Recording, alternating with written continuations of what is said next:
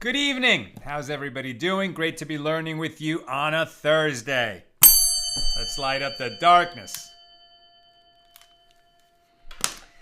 As I mentioned yesterday, there was a possibility, and now it is confirmed. Excuse me. No class tomorrow, Friday.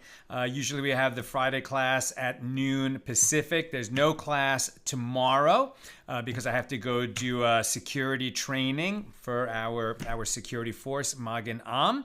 But not to worry, we're not falling behind. We're going to do a double daf today, or most of the second page, and then what we don't finish of the second page today we'll complete on Saturday night. So we will stay on schedule and be fully caught up by Saturday night, God willing. Who is with us on a Thursday? Stephen in New Hampshire, Melissa in Great Neck, Lucy in Minnesota, Paul in the Great Northwest, Bella in Florida, Peggy in Colorado, Yehuda in South Carolina, Franco checking in from Italy in Trieste, Sharon in Lebanon, New Jersey, Bill in mid-Missouri, who went to an eye exam for the first time since at least high school and found out that the mild problem with, it keeps skipping on me, the mild problem with distances I thought I had was actually a pretty severe astigmatism that I was apparently just used to. You know, never underestimate the ability of a person to get used to something and not notice it. We just compensate and go on if we're busy and we're serving the community. But well done getting that checked out and taken care of. Now you'll get the glasses you need and you'll be amazed. I really remember when I first got glasses, I was 12 and just driving home from the eyeglass store and like, oh my gosh, I could see all the leaves on the trees. It's not just a green blur. I never forgot that. It's been a few years since I was 12. Shandora in the Bronx, Sam in Virginia, Karen in Northern California, Leona in Southern Illinois, Belle is weathering some very bad weather in North Texas. Shalom all and hope you're safe. Amen. May everybody be safe. Have you seen the pictures of the snow we're getting in California? Insane, but very good for our state. Snow in the mountains really helps with the drought. And what else I got? Lynn in North Texas. Aoife in Florida, Marie in Long Island, and Marjorie in Georgia. Welcome, everybody. Let's get busy. Lots to do. Covering a double daf since I can't be here with you tomorrow.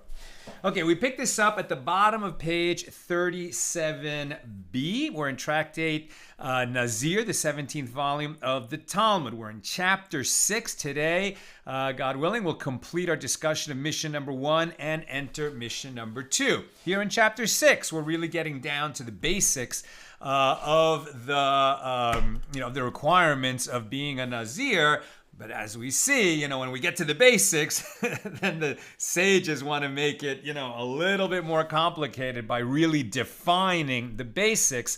And so we spend some time understanding what is the minimum measure for becoming liable for transgressing the prohibition to drink wine or eat any of the produce of the grapevine while one is under an oath of Naziris. And there was a discussion of whether the prohibited, right, grapes or grape juice or wine would combine with the permitted, bread, for example, and whether bread soaked in wine, whether we use the volume of the bread to add up to the minimum measure. And we also saw yesterday a general principle that if a prohibited substance imparts its flavor onto a permitted substance, then even though there's no significant volume of that prohibited substance, the flavor will be enough to render the permitted prohibited. Okay, so we pick this up at the bottom of 37b, and Rav Ashi says to Rav Kahana, but consider that which is taught in a Baraisa.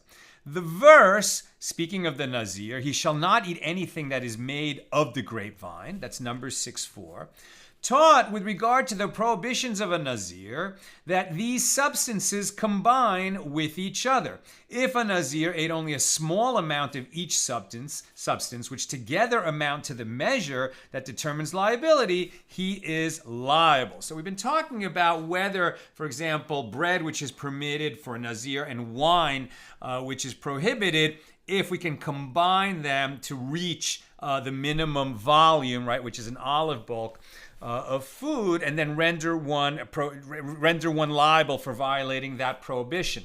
Now we're talking about, what if I ate a little piece of one grape and a little piece of, I'm a Nazir, and I ate a little piece of one grape and a little piece of another grape, and the little pieces of grapes that I eat add up to an olive bulk. I mean, now that we've seen that permitted and prohibited can combine, isn't it obvious that prohibited and prohibited could combine? In fact, that's the question that's going to be asked. So if a Nazir ate only a small amount of each of these prohibited substances, which together amount to the measure that determines liability, he is liable.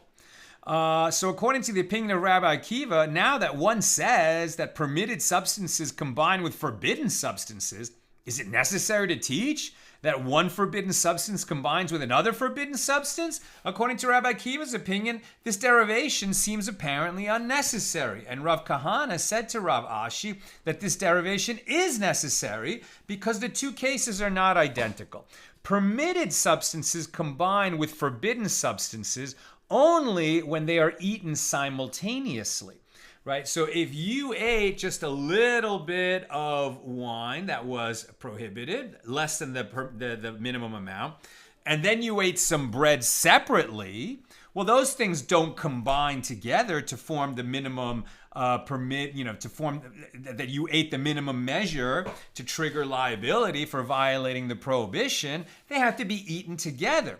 But if you eat a little bit of a grape and then another little bit of a grape and then another little bit of a grape, these things do add up. And that's the difference between combining prohibited substances and combining the permitted with the prohibited. Right, so permitted substances combine with forbidden substances only when they're eaten simultaneously, whereas forbidden substances combine with other forbidden substances even when eaten one after the other. Therefore, according to the opinion of Rabbi Akiva, if a Nazir eats half an olive bulk of grape skins and then eats half an olive bulk of grape seeds, he becomes liable for violating the prohibition. Now the Gemara asks, and Rabbi Shimon, now we're on 38a, who is not of the opinion that the principle of combination is operative, as he renders one liable for consumption of forbidden substances of any amount, right? Rabbi Shimon disagrees with the majority and says, what are you talking about minimum measure? If he eats what's prohibited, boom, he's triggered liability. But he's the minority. So he renders one liable for consumption of forbidden substances of any amount. So what does Rabbi Shimon do with this verse from which we learn that substances combine? What does he derive from the verse, anything that is made of the grapevine? And the Gemara answers, Rabbi Shimon could have said to you, that verse is necessary to teach that one is never considered a Nazir until he vows Naziris from all of them. Rabbi Shimon maintains that if one vows to be a Nazir Only with regard to one or two of the prohibitions of Naziris, the vow does not take effect at all. And we saw that back at the beginning of our tractate, that what if a person said, I am hereby a Nazir and I vow to abstain from grapes only. Is he a Nazir? I mean, he just showed that he's not pledging to become a Nazir, in terms of all the prohibitions of a Nazir. And so Rabbi Shimon would say he didn't become a Nazir. But the majority said once he said I'm a Nazir, he's a Nazir, and the fact that he doesn't know that he can't become a partial Nazir is his problem. He became a Nazir. Now Rabbi Abahu said that Rabbi Lazar said, with regard to every law that is in the Torah that involves a quarter log, a permitted substance does not combine with a forbidden substance to complete this measure, apart from the quarter log of a Nazir. Now, a quarter log is usually called a revis or a revit, right? So this means, revit or revis means a quarter. And what is a quarter of? A quarter of a log. So a log is a volume, which is about 6 egg bulks. And a quarter of that is 1.5 egg bulks. And what is that? It's about 1/3 of a cup. And that measure, like the olive bulk, is the usual measure that we use to trigger liability for violating a prohibition on eating solid food. And the quarter log is the volume that usually triggers liability for drinking a liquid. And so now we're going to see where else this volume of liquid, this quarter log, this revis, is seen in other places. So in the case of a Nazir, a permitted liquid combines with wine to render him. In the case of a Nazir, permitted liquid combines with wine, right? Just like wine can combine with bread, wine can combine with water to form the minimum measure. So a permitted liquid combines with wine to render him liable. As the Torah stated, soaked. So he can't eat anything soaked in wine. Normally we would think bread could be soaked in wine, but water could also be soaked in wine. Once the two of those mix, that mixture, if it adds up to a quarter log, even though there's less than a quarter log of actual wine in the mixture, it's going to trigger liability. That is the minimum measure. So the Gemara asks, what difference is there between the opinion of Rabbi Yochanan, who stated on page 35b that a permitted substance does not combine with a forbidden one with regard to any prohibitions of the Torah, apart from that of a Nazir, and that of Rabbi Lazar, who apparently says the same thing in different terms? And the Gemara answers there is a difference between them, as Rabbi Yochanan amplifies the halacha, the law, to include even foods, i.e., he renders a Nazir liable for eating an olive bulk of bread and grapes combined. And Rabbi Lazar maintains that with regard to liquids, yes, the permitted combines with the forbidden. But for other matters, meaning solid foods, no, Rabbi Lazar does not hold that these foods can combine. Now, apropos this minimum measure of liquid, the quarter log, and from now on we'll just call it the revis. So apropos a revis, the Gemara cites a statement that Rabbi Lazar says there are 10 applications of the revis measurement in various areas of law. And Rav Kahana held in his hand the following mnemonic for them. 5 are red and 5 are white. And the Gemara elaborates the 5 red ones of wine and blood, meaning that's why they're called the red ones, are listed in the following mnemonic. A Nazir, one who performs, the Pesach, the Paschal offering, the one who instructed in the temple, and they died. Right? The one who performs the Pesach, one who instructed in the temple, and they died. In English, it doesn't sound very good, but these are short little phrases that can be used for one to remember. Right? Nazir, v'oise Pesach, Shehoiru, B'mikdash, Umesu. Right? So these are just one-word reminders of the 5 areas where, with red liquids, the quarter log triggers liability. Now the Gemara explains, a Nazir, this is referring to the quarter lug of wine for which a Nazir is liable for drinking, who performs the ritual of the Pesach, right, at Passover, the one who brings the Pesach offering, a lamb or a young goat, when the temple is standing. We don't do this anymore. one who performs the Pesach, and this is as Rav Yehuda says that Shmuel says it is a mitzvah to drink these 4 cups at the Passover Seder. That we do. And they must each contain the amount of a quarter lug. So when you have the 4 cups of wine, each one must be at least a revis, right? At least a third of a cup worth of wine. Or grape juice, for that matter. A quarter lug. Now, the term who instructed, this is referring to the following law. The one who drank a revis of wine may not issue rulings to others in matters of halacha, lest he err. Don't drink and share Torah. At least don't, well, you can drink and share Torah, but don't drink and paskin. Right? Don't drink and give rulings of law. That, a paskening rabbi, known as a posek, right? A rabbi that you go to tell you what the law is and what you can and cannot do, what you must and must not do, he cannot have drunk this minimum measure of wine before he tells you what the law is, lest he make a mistake. In the temple, right, the phrase in the temple, and this is referring to the law that one who drank a revis of wine and entered the temple is liable to receive the death penalty. Now, this is not anyone, this is a priest.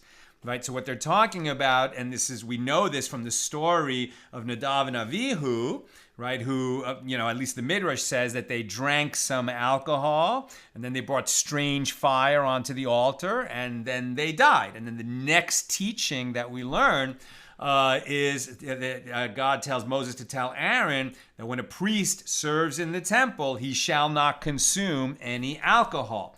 Right, so, but there's that minimum measure, right? So if you drink like a drop, it's okay. But if a priest drinks at least that minimum revis, then he's considered under the influence. And the penalty for that is death. But it's death at the hands of heaven. It's not that they, put priests to death for having a drink before they entered the temple. Okay, and the phrase, and they died, this is as is taught in a Mishna. From where is it derived with regard to a revis of blood that emerges from 2 corpses, that it renders people and objects ritually impure in a tent? Meaning, right, there's corpse impurity, right? When the temple is standing, this is very relevant, that if you touch a human body, so then you become tameh, and with the strongest kind of tumah, the strongest kind of ritual impurity that requires a 7-day purification. And the corpse tumah is so strong that even if you don't touch it, but you're in the same room with it, or in the same tent with it, that's why it's called a corpse in a tent, tumah. Then if you're under in other words, if you're under the same roof with the corpse, then you become tameh with corpse tumah. And that's even so if it's a part of a corpse. And a part of a corpse could even include the blood that came out of a dead body, even if the body itself was not there. And not only that, but the blood from 2 different bodies can combine to create this minimum measure. So if there's a revis, about a third of a cup of blood from 2 dead bodies, and you're in the same room with it, so then you become tameh, and you have to go through that 7-day purification before you can enter the temple when the temple is standing. So as it is stated with regard to the prohibition against ritual impurity for priests, neither shall he go into any dead bodies, and the plural form indicates that the blood of 2 people joins together to form the minimum amount of a revis for ritual impurity in a tent. And the 5 white cases, right? So not blood or wine, but rather water or oil. There's 5 cases where the quarter lug, the revis, is the minimum measure to trigger a law. So the 5 white cases of oil and water are listed in this mnemonic. The loaf of a Nazir, a leper, which is a mitzora, right? Not somebody with leprosy, but rather someone suffering from tzara'as, the skin condition. The next phrase is which were disqualified, and the 5th is on Shabbos. So the Gemara explains, the loaf of, this is referring to the revis of oil that is added to the loaves of a thanks offering. A Nazir, this is referring to the revis of oil for the wafers of a Nazir that he brings when he brings his final offerings at the conclusion of his term of Naziris. a mitzora, right, the leper. I hate the word leper. I don't know why it gets translated that way, but there's just not a better English word, I suppose. But we understand it's the mitzora, one suffering from tsaras, which is a physical manifestation of a spiritual malady, and it doesn't exist anymore. The whole nation of Israel has sort of descended in level of spirituality, and we don't see tsaras anymore, but we believe when the temple goes up, perhaps we will again. At any rate, tsaras was usually associated with speaking Lashon Hara. This prohibition on speaking Lashon Hara, gossip, remains in effect, even if we don't have skin breakouts as a result. At any rate, the mitzora, what does this have to do with a quarter log, the revis, the revis measure? This is the revis of spring water into which a bird is slaughtered for the ritual purification of the mitzora. The phrase, which were disqualified, this is as we learned in a Mishna at Meila 17b, meaning that all other ritually impure liquids disqualified the body to the extent that one who drinks them may not eat teruma if one drank the amount of a quarter log. So a liquid that had become tameh, if you drink it, you have to reach that minimum measure of about a third of a cup before you are considered tameh, and then you're disqualified if you're a priest that you drank this impure liquid, at least a third of a cup, right? At least that revis worth. Then you cannot eat teruma because now you are impure, and for the teruma is consecrated food for the use of priests. But both the food, the teruma, and the priest must both be in a state of ritual purity, tahor, so that he can eat it. Now, on Shabbos, the fifth one of this mnemonic to help us remember where the quarter log is used, this is as we learned in a Mishnah, which lists the minimum amount of various liquids for which one is liable for violating the laws of Shabbos for carrying them from one domain to another. Right? In the absence of an Erev, if you leave your house carrying something, you transfer it from the private domain to the public domain, so then you violated Shabbos. But there is a minimum measure of stuff that you would be carrying from one domain to the other, and if it's a liquid, the minimum measure is the revis. And the measure that creates liability for carrying, and the measure that creates liability for carrying all other liquids, those not specified in the list, is a revis, and the measure for carrying all wastewater is likewise a revis. And this completes the list of the 10 halachos, the 10 laws that feature this measurement, the quarter log, the revis. And the Gemara asks, and are there no more than 10 laws that use the revis? But there is also the following Mishnah that we encountered, Yadayim 1:1. With a revis of water, one can wash the hands of one person before eating bread. And this amount can be used even for two people if they do so in the correct manner.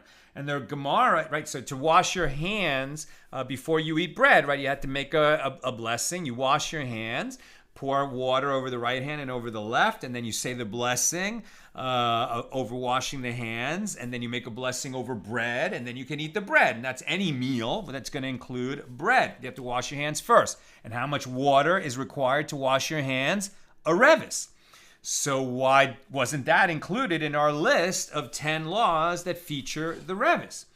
And the answer is that Rabbi Nazir, who listed the 10 cases, does not deal with laws that are subject to a dispute. And some sages disagree with the ruling that two people can wash their hands with a single revis of water. And the Gemara further asks, but there is the law concerning a sota, the suspected wife. The wife suspected of committing adultery. And the priest who dealt with a sota would bring an earthenware vessel and place in it a half log, right? So a double revis of water from the basin in the temple. And Rabbi Yehuda says it's a revis, a quarter log. And this is another case involving the revis. And the Gemara answers as before that Rabbi Nazir does not deal with laws that are subject to a dispute. Not everyone agrees that it's a revis. Most say that it's a double revis. So the Gemara continues to ask, but then there is the following law. How much water must one place in a vessel that contains urine before he can pray nearby? You are not allowed to pray near filth. So let's say you're in jail. There's like a chamber pot in your jail cell that you can't get rid of. doesn't have a flush toilet in your jail cell. Can you pray there? No, you cannot. But if you can dilute the urine enough, then it's considered not filth. So how much is that? Right? So, but there's the following law. How much water must one place in a vessel that contains urine before he can pray nearby? And the answer is any quantity is sufficient. But Rabbi Zakkai said a revis of water is necessary. And the Gemara again answers that Rabbi Lazar didn't include this in his list because he doesn't include laws that are subject to a dispute. So the Gemara suggests another example of where the revis is used in a law. But there is the case of a mikvah, the ritual bath, as it is taught that one may immerse extremely small vessels in a revis of rainwater in the ground. And the Gemara answers, Rabbi Lazar's list excludes that case because the sages annulled that law by ruling that one must use a standard mikvah of 40 sa, even for extremely small vessels, right? So the fact that you could have immersed like a ring in a revis of water, of rainwater, is no longer the law. That law was annulled. Now we're on 38b. The Mishna taught, and he, meaning the Nazir, is liable to receive lashes for violating his oath only if he eats an olive bulk of the grapes. And the Mishnah continues by noting that with regard to drinking, the first Tana holds that a Nazir is liable for a revis, right? A revis, which is about a third of a cup. Whereas Rabbi Akiva maintains that the amount of an olive bulk applies not only to solid foods, but also to liquids. So the Gemara explains this dispute. The first Tana does not liken all the other prohibitions of a Nazir to the prohibition of drinking wine, and therefore the measurements for eating and drinking are the same as for prohibitions in other contexts: an olive bulk for solid food and a revis for liquid. And Rabbi Akiva maintains that since it is written about the Nazir, nor eat fresh grapes or dried, this verse teaches that just as eating is measured by an amount of an olive bulk, so too all the prohibitions of a Nazir are measured by the olive bulk. Now the Mishnah further taught, and he is liable for consuming wine by itself, and for grapes by themselves, and for grape seeds by themselves, and for grape skins by themselves. Now the sages taught the verse, nor eat fresh grapes or dried, Numbers 6:3, it serves to render him liable for this by itself and for that by itself, i.e. that he need not consume all the grape products listed in the verses before he becomes liable. If he consumes any of them, he's liable for violating the oath of Naziris. And from here, you derive the law with regard to all prohibitions of the Torah. Just as here there is one type of food, grapes, which is called by two names, fresh or dry, and he is liable for this by itself or for that by itself, so too in all cases where there is one type of food, but it is called by two names, one is liable for this by itself or for that by itself. In other words, a grape or a raisin, that's the same food, just fresh or dried, but you don't have to eat both before you become liable. Either one will do. So the Gemara adds that in the case of a Nazir, this principle serves to include new wine, which is here translated as grape juice, and grapes. Although these are apparently a single type, as the juice before fermenting is merely grapes in liquid form, nevertheless one is liable for grape juice and grapes separately, as they have different names. Now Abaye says a Nazir who ate a grape seed is flogged twice. I.e., he gets two sets of lashes. One set for the specific prohibition stated with regard to grape seeds, and the other for the general prohibition of eating anything from the grapevine. Likewise, if he ate a grape skin, he is flogged twice. If he ate a grape seed and a grape skin, he is flogged 3 times, for the seed, for the skin, and for the general prohibition against eating anything of the grapevine. Now, Rava says he is flogged only once. If he ate a seed or a skin, he is not flogged for anything that is made of the grapevine, because one is not flogged for violating a general prohibition. One is not liable to receive lashes for violation of a single prohibition that includes many items or cases. And Rav Papa raised an objection to Abaye's statement. Rabbi Eliezer says, a Nazir who was drinking wine all day is liable to receive only one set of lashes. If 2 witnesses said to him in warning, do not drink, and he continued drinking, then he is liable for each and every one of the warnings that was followed by an act of drinking. You know, we've covered this a bunch of times, but it's always worth repeating that when the Talmud says that a person is flogged for violating a prohibition, really what it's saying is that he is liable to be flogged. Right? In practical terms, in the real world, the flogging never really happens because for the flogging to take place, for the whipping to take place, the person would have to be warned. If you do that, you will be whipped. And then he does it right away after hearing the warning, and he does that in front of two witnesses, and then they all go to court together and testify about it. But here the point is, and why do we study flogging and whipping and, you know, becoming liable for the prohibition? It's to understand that, okay, in practical terms, you're not going to get whipped for that, but you should realize that it's a serious offense to violate your oath, in this case, to become a Nazir. And the idea that each and every instance that you do it is a separate occurrence. If you were to be warned and then you went ahead anyway, for each separate instance of drinking during the day, it would be a separate violation with a separate punishment. And if he ate grapes and raisins, grape seeds and grape skins, and squeezed a cluster of grapes and drank the juice, and he was warned each time, he would be flogged 5 times. And the difficulty for Abaye is as follows. If so, that Abaye's opinion is accepted, let this person be flogged 6 times, to include 1 more for transgressing the verse, anything that is made of the grapevine. Right? So since the Nazir is told you cannot eat grapes and you cannot eat any produce of the grapevine, and we already established that anything made from the grapevine does not include the leaves and the tendrils, it only includes the fruit. But since it specifies the fruit and says nothing made from the grapevine, has he violated 2 prohibitions with that single act of eating, or only 1? That's what they're arguing about right now. So Abaye responded, Rabbi Eliezer taught certain prohibitions and omitted others. He did not include all the prohibitions for which one is liable to be flogged. And the Gemara asks, what else did he omit? That he omitted this.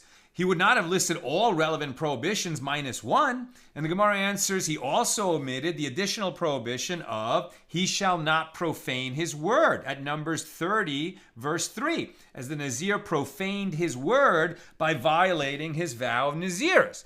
Right? The same act of eating the grape, he violated directly. It says in the Torah, don't eat the grape. He violated that you must not eat any product of the grapevine. And he violated, you shall not profane your word when you took the oath of Naziris. Now the Gemara retorts, the Gemara answers, if it is due to that verse, well, this is not an omission, as when Rabbi Eliezer teaches and lists the lashes which a Nazir is liable to receive, he includes only matters that are not found elsewhere, i.e. he mentions only prohibitions that apply exclusively to a Nazir. The prohibition, he shall not profane his word, is relevant to vows in general, and therefore he omitted it. Consequently, Rabbi Eliezer should have mentioned the prohibition, anything that is made of the grapevine, and the fact that he did not do so presents a difficulty for the opinion of Abaye. So Ravina from Parzakia said to Rav Ashi, but he omitted another case. He omitted the case of in between. Rabbi Eliezer could have added that a Nazir is liable not only for the seed and the grape skin, but also for the substances between the grape and between the seed and the skin. As the verse from pits to grape skin comes to include all that is between the two. So rather, Rav Papa said, actually, Rabbi Eliezer did not teach anything about 5 sets of lashes.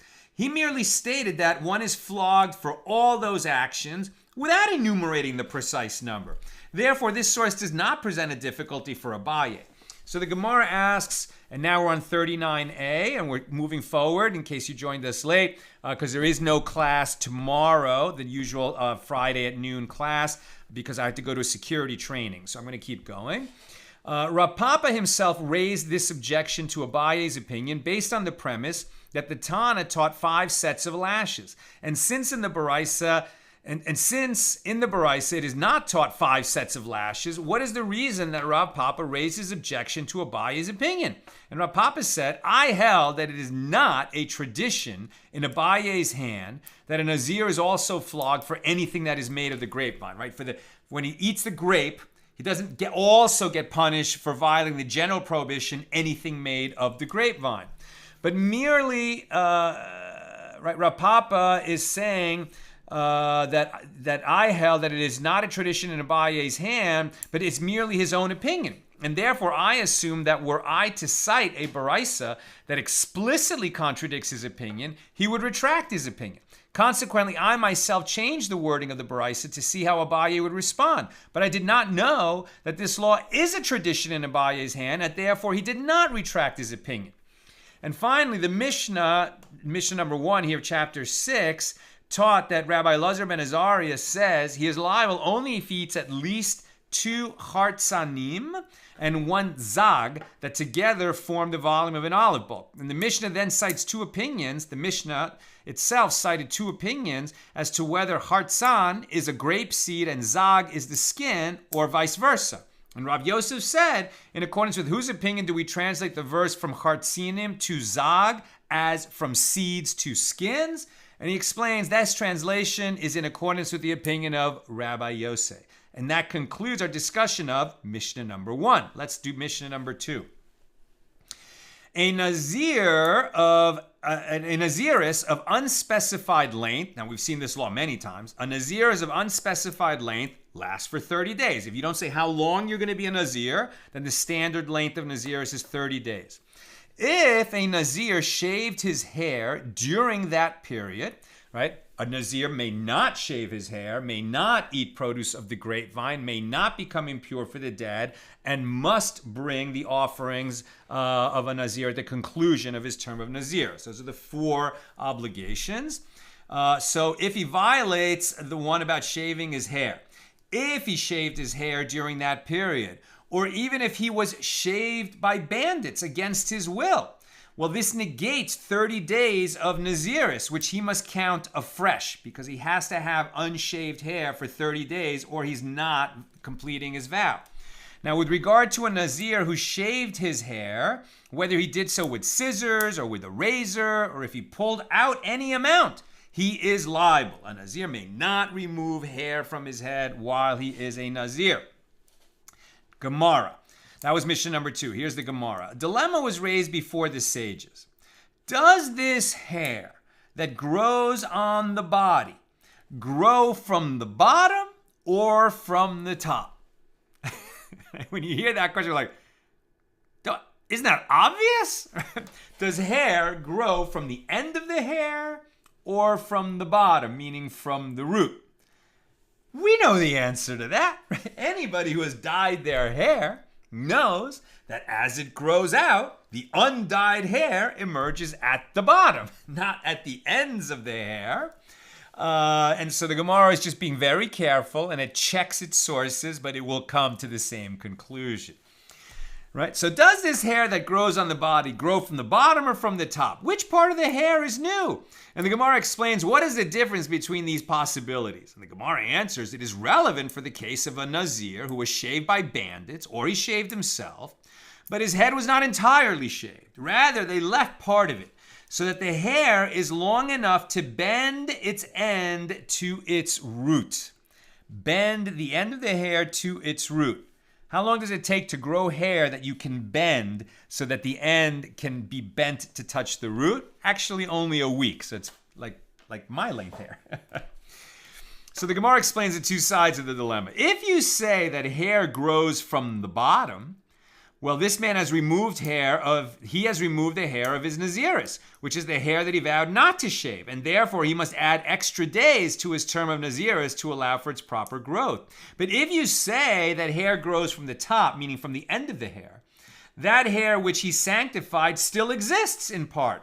Consequently, he may conclude his Naziris and perform the mitzvah of shaving.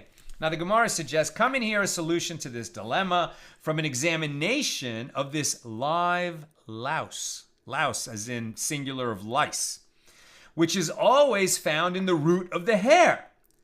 Not everyone has lice, but when lice is found, this particular kind of louse, it is found at the root of the hair. And if it should enter your mind that hair grows from the bottom, so then the louse should be situated at the end of the hair, as it would be pushed up with the hair's growth.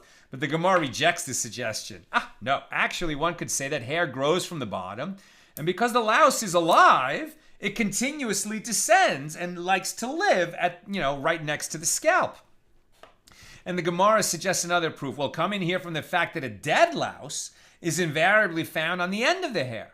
And if it should enter your mind that hair grows from the top, meaning from the end of the hair, well, then the louse should be situated on the root of the hair. It shouldn't, move outward. And the Gemara rejects this. There too, one could say that because it has no strength, because it's dead, it is caught where it was when it died and goes up with the growing hair. So the Gemara proposes a different proof. Coming here from an examination of the long hair of Gentiles, which is grown for idolatrous purposes by braiding the ends of the hair. And as they braid it, it becomes loose underneath, like braids that never come out. Which was, I guess, in the ancient world, an idolatrous practice. And since they braid it and leave the braids in, very tight braids, but then the hair gets loose near the scalp, from this you realize that the hair must be growing from the root. But the Gemara rejects this. There too, since it crumples from the effect of the person who lies upon it, it becomes loose underneath. We can't be sure that the braids become loose near the scalp because the hair is growing there. So the Gemara offers an additional suggestion. Come and hear from the dye that is used on sheep, as the dyed wool becomes loose underneath. In other words, the sheep, if you dye its hair, it's then going to have roots that grow out from the skin that is undyed.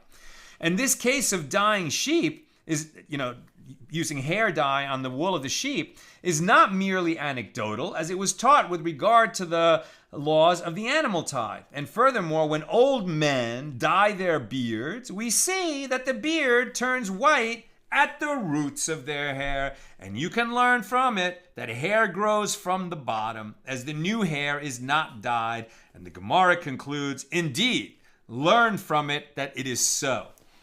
And so I guess, the fact that it wasn't obvious and that it needed that discussion probably tells you that, dyeing people's hair existed in the ancient world, but it probably was not very common that they had to go through that whole discussion and to prove it. All right, that's where we're going to stop. And now we're on page 39b, and 39b is short.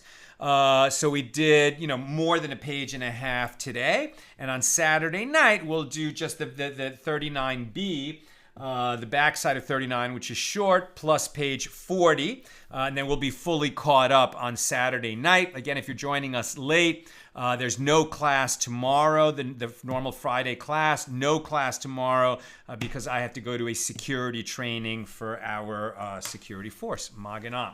Okay, let's take some questions and comments on Nazir 38 and 39. Lucy, do the prohibited substances combine even if eaten on different days? Perfect question. Perfect question. I'm not sure. Usually when they talk about something that's eaten sequentially that's going to combine to fulfill a minimum measure, it has to be eaten within the amount of time that it takes to eat a half a loaf of bread, right? And what they mean by that is that in the same meal. So I don't think, and that's like 3 to 9 minutes, in terms of consecutive bites. And so I don't think that eating it on consecutive days or even hours apart would combine. I'm not sure, but that's my impression. Good question. Leona, so a sip of wine and a nibble of bread is okay. Repeating until a glass of wine and a slice of bread is consumed is okay. Okay, so we're talking about the Nazir and when he becomes liable for violating the prohibition on drinking wine, right? So if he sips wine and does not combine the wine itself with the bread, then the bread is irrelevant. It just doesn't matter. The bread only becomes relevant when the bread and the wine are literally mixed together. So now we're only looking at the wine, and he's only going to become liable when he drinks a revis of wine. So we might ask the same question that Lucy asked, so if he takes a sip of wine and then another sip of wine and then another sip of wine, and at a certain point he drinks a revis of wine, is he liable? And I think that, again, it probably is at the same meal that those things will combine if they're done sequentially. Bill, Well, come to that. Of course, a mixture of wine and water is considered wine. Almost all wine in the Talmudic era would have been watered down to drink in any case by default. Exactly right. Right? And that's why we've seen often in the Talmud that somebody has to mix the cup of wine or prepare the cup of wine. It's not just that they pour it, it's that they dilute it. And so normally wine was strong wine. And it had to be diluted, 3-to-1 or 4-to-1. There's some debate about that. And Peggy, what were the 4 obligations of a Nazir? And I think I said it since you wrote the question, but again, not to drink wine, not to become impure for the dead, not to shave the head, and to bring the offerings to the temple at the conclusion of Nazirs. And as we saw, that there's an additional one that we saw. That if somebody took a vow of Nazir outside of Israel, and then he was bringing his offerings to the temple in Israel, he would also have to repeat his Nazirs, right? He has to observe the Nazirs in the land of Israel. But we don't do this anymore. We haven't done it in 2,000 years because without the temple, you can't bring the offerings. And if you can't bring the offerings, you can't take that vow of Naziris because it would never end. That's what I've got for us today. With God's help, we'll be together again Saturday night, the regular Saturday night time, about an hour after Shabbos ends in LA. So we'll probably get on the air by about 7:30 p.m. Pacific on Saturday night. We'll do the last bit of page 39, and then we'll do page 40 on Saturday night, God willing. Good Shabbos.